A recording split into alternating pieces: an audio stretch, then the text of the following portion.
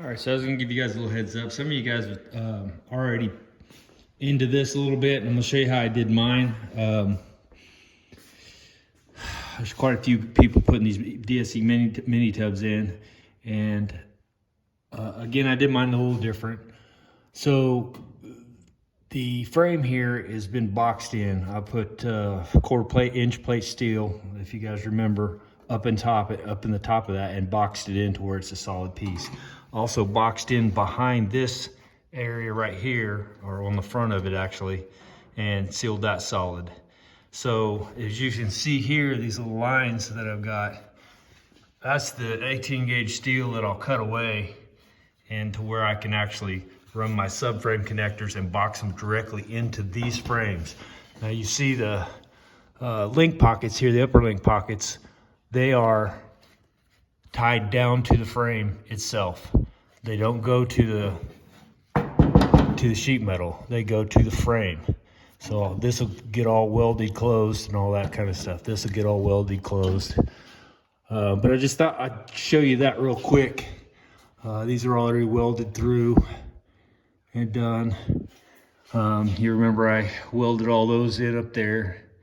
All this box is welded in. All these were welded in. I had to take all that off and reprime the insides because it was bare steel underneath there, because they just don't get in there that good. So yeah, what I'm gonna do now is basically take my 4-link and my rear end out, take this, have it powder coated. Tomorrow I'm ordering a third member for this. That way I can get my axles in and get it back on its tires, because I was advised not to let those wheels sit with these axles in here, because it's hard on the bearings. It's probably hard on a lot of things. So that's why I went ahead and pulled those wheels off, but I actually like them on the car. So I thought I'm gonna have to get this third member. I figured out what gears I want. So I'm gonna order it from Curry, and it's a strange setup. Not literally, well, maybe literally, I don't know. Anyway, so it'll be a really nice setup. So yeah. So then I'll be able to put that in and then run my axles back in and lock them into place with my outer, I forgot what they're called, but they hold your axles in. So, and you're gonna get that a lot with me. I forget names of things. It's just the way I am. So, if I say, the thing, I'm not, well, maybe me and Biden have the same disease going on. But anyway, so I'm gonna make plates for these to cover these areas, and I'll probably just make it out of 18 gauge steel, some scrap I've got down here, and bolt it to these. That way when I take it, and same with the cover there, that way when I take it, they can just blast it. I won't have to worry about them getting a bunch of sand up inside of it and all that, and blasting these surfaces. We don't want these blasted. So that'll be something that I do before I send it off. So I'll probably end up doing that tomorrow. It's late tonight. It's like almost 7 o'clock. So yeah, I thought I'd just show you that real quick while I got it up in the air. I went ahead and pulled the axles out, and the only thing's holding this in here obviously is these straps. So, but if anybody's wanting to see how this is set up, how I did mine, this is basically it. Hopefully I've been holding the camera. Actually, it's my cell phone. I'll start using my GoPro when I start working, actually physically working on this again. But yeah, you can see under here all the work that's been done, and to seat these up, this needs to be pinched down. This will have to be cut and moved a little bit to get this gap out of here.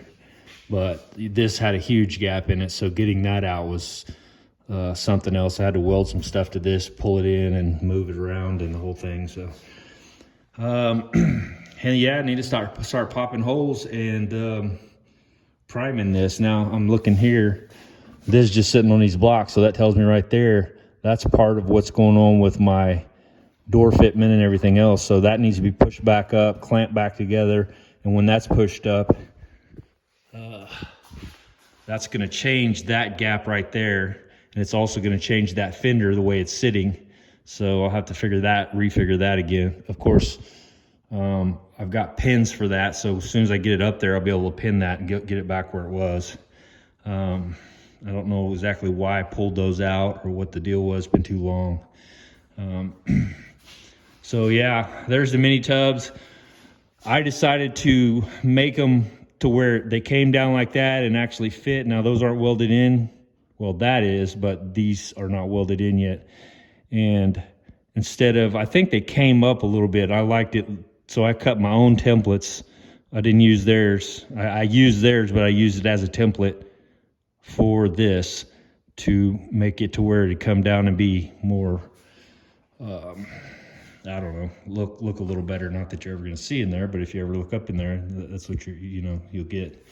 Again, these are just kind of sitting in there, not really tightened down yet or welded. So I've got to weld all that, weld this together and all that.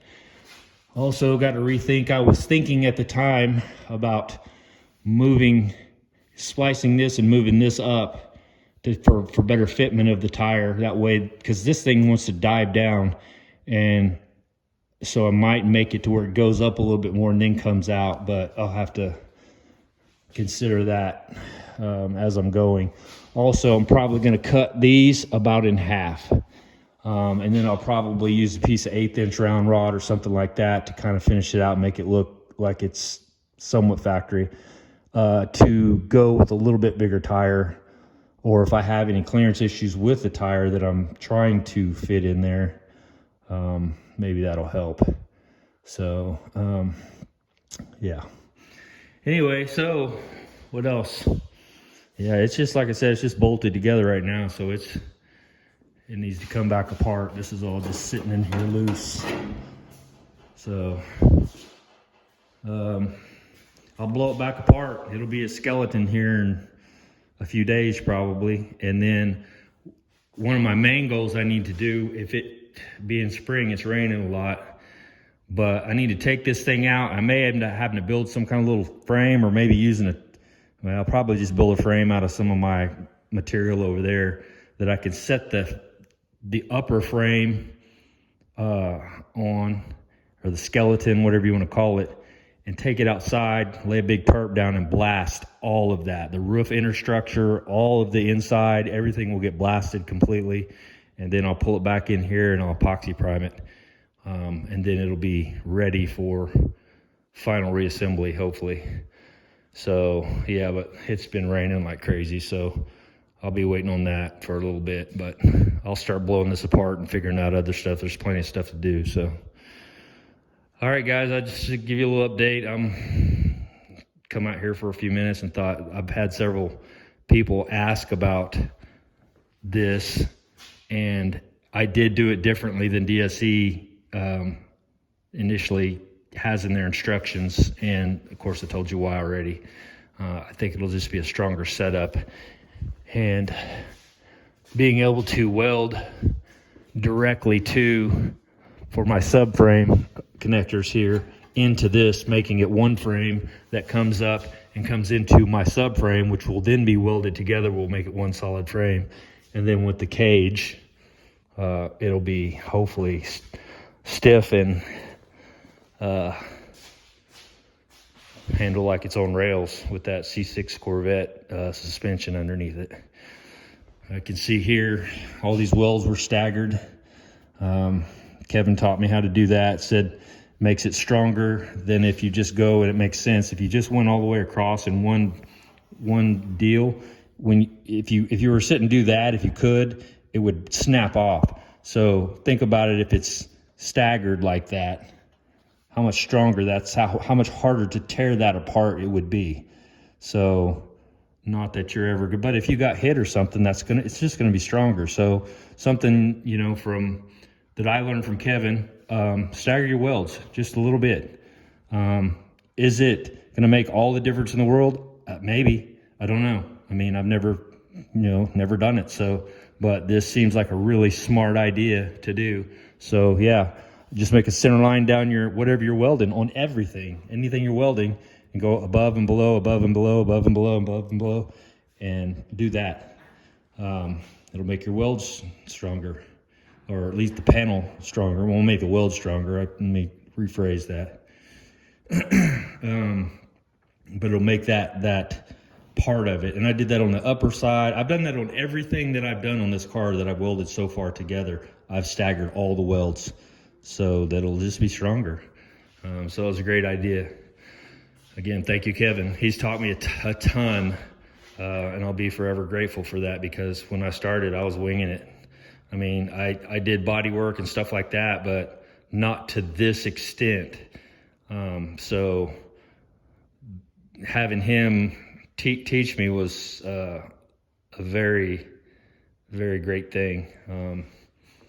So anyway, what else?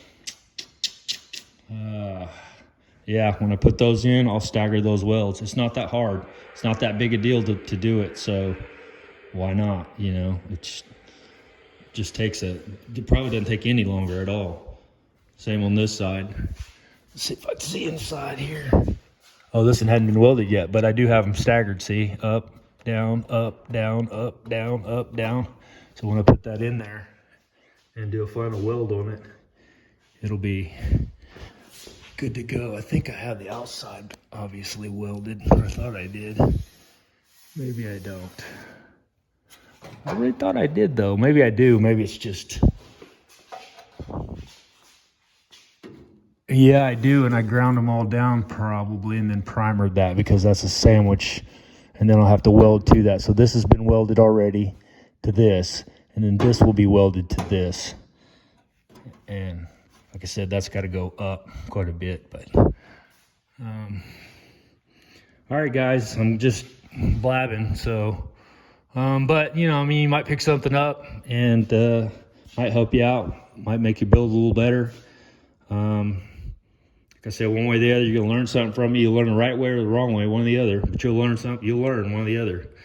I learned a whole lot of stuff from doing things wrong. Probably learned more from doing things wrong than I have from doing things right. So, I mean, I think that's kind of the way it works. But we learn from our mistakes, hopefully. Anyway, so that's it for now, and I will upload this and holler at you guys maybe tomorrow, maybe not. Like I said, I'm just gonna pull that out and make those end plates and all that kind of stuff, which is not a big deal. Just popping holes in some sheet metal and covering those up, putting some bolts through them, and then I'll just take it up, drop it off, and it probably take a couple weeks for them to powder coat it and get it done. I'm gonna go the same color, obviously, as the rest of the DSE stuff. So this satin black, basically, so it'll match everything else. And then this third member is aluminum and probably cast iron or whatever, but it's kick-ass looking. It's got a little red sleeve on the end of it, so it's going to be pretty nice. So yeah, that's it. And you guys I hope you're having a good one. Hope everything's good with you and your families. And I don't know if COVID's gone, but it seems like it. I haven't heard anyone talking about it for the most part, and that's fine with me. I'm so tired of having to jump through all these stinking hoops. So anyway, hopefully it's gone for a while anyway. So, all right, we'll talk to you guys later. See ya.